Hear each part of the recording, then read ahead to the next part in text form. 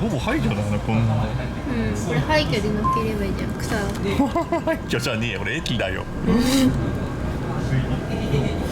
いや、普通に電車が通ってるだけですよ。すげえけど、まだ6月だぜ。でも真夏になったらもうすごいんだろうな。暑いからこんな入るだろ。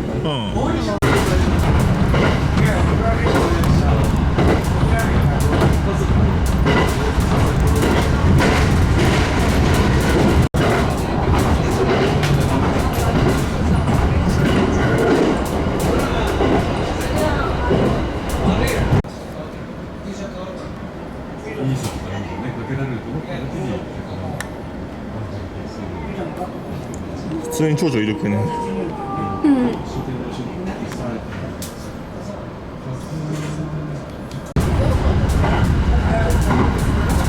すんごい景色だな。車ならこの辺通れないってね。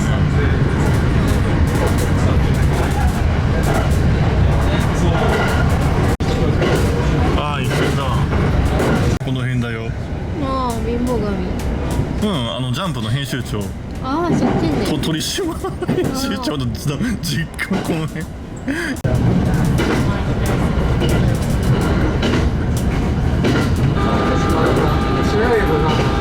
なんだ？プラクション？なんで？違うとばよ。